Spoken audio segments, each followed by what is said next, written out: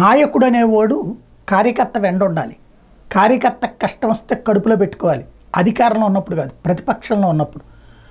చంద్రబాబును చూసి నేర్చుకోవాలి, అది పవన్ కళ్యాణ్ చూసి నేర్చుకోవాలి.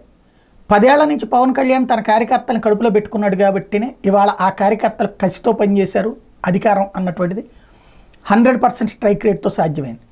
అలాగే ఎన్ని సమస్యలు వచ్చినా తెలుగుదేశం పార్టీకి సంబంధించినటువంటి వాళ్ళందరూ కూడా వాళ్ళకి లీగల్గా సపోర్టా, గ్రౌండ్ లెవెల్ సపోర్టా, వాళ్ళని వైఎస్ఆర్ కాంగ్రెస్ పార్టీ గవర్నమెంట్లో ఉన్నప్పుడు అరెస్టులు చేయించినా, కేసులు పెట్టినా వెంటనే పార్టీకి సంబంధించిన ఆ ప్రాంతానికి సంబంధించిన నాయకులందరినీ చంద్రబాబు పంపించేవాళ్ళు, లోకేష్ పంపించేవాళ్ళు. అవసరమైతే చంద్రబాబు ఫోన్లో మాట్లాడేవాళ్ళు, లోకేష్ ఫోన్లో మాట్లాడేవాళ్ళు.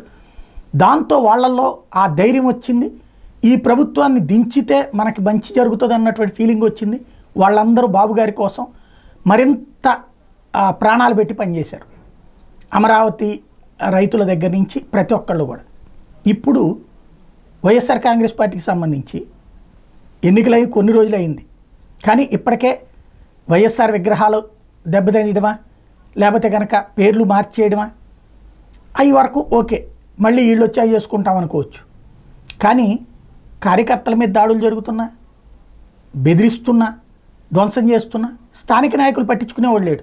ముందు ఆ నాయకులు వాళ్ళ ఫ్యూచర్ గురించి ఆలోచించుకుంటున్నారు. ఓడిపోయినటువంటి పార్టీ రాష్ట్ర నాయకత్వం వాళ్ళతో మాట్లాడేవాళ్ళు ఎవరు లేరు. జగన్ వాళ్ళతో మాట్లాడి సమన్వయం చేయకపోతే ఏంటి పరిస్థితి? ఇలాంటి టైంలో వెళ్ళాలి, మాట్లాడాలి, కూర్చోవాలి ఏంటి అన్నటువంటిది భరోసా జగన్ ఉంటాడు అనేటటువంటిది ఇవ్వకపోతే, ఒకనాడు ఆ భరోసా ఇచ్చాడు కాబట్టినే 2009 నుంచి 2019 వరకు జనాలు, కార్యకర్తలు ప్రాణం పెట్టి తన కోసం పనిచేశారు.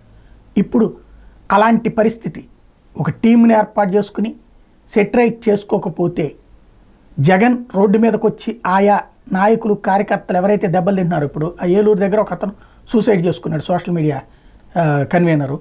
అట్లాగే ఇంకా కొన్ని చోట్ల దాడులు అవి జరిగినాయి, పులివెందుల్లో కూడా దాడి జరిగింది. ఇట్లాంటివి జరిగినటువంటి వాళ్ళని తను మాట్లాడటమో, వాళ్ళకి అండగా నిలబడటమో చెయ్యాలి కదా. ఏం అవతల మీద గొడవలకి వెళ్ళక్కర్లా, బట్ లీగల్ సపోర్టు, అవసరమైనటువంటి మాట సాయం, మనిషి సాయం అన్నటువంటిది ఉండాలి కదా. అది చేయకపోతే కేడర్కి ఎట్లాంటి ధైర్యం వస్తుంది? ఇప్పుడు అది వైఎస్ఆర్ కాంగ్రెస్ పార్టీని వెంటాడుతోంది. చాలామంది కార్యకర్తలు, నాయకులు గొల్లుమంటుంటే పట్టించుకునేవాడు ఎవడూ లేడన్నటువంటిది సోషల్ మీడియాలో పోస్టులు పెట్టి తిట్టిపోస్తున్నారంటే మరి జగన్ బయటకు వస్తారా రారా?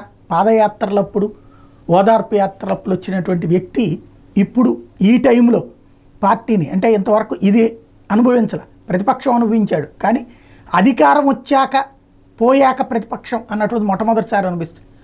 కాబట్టి ఈ టైంలో పార్టీని కాపాడుకుంటారు లేదో చూడాలి.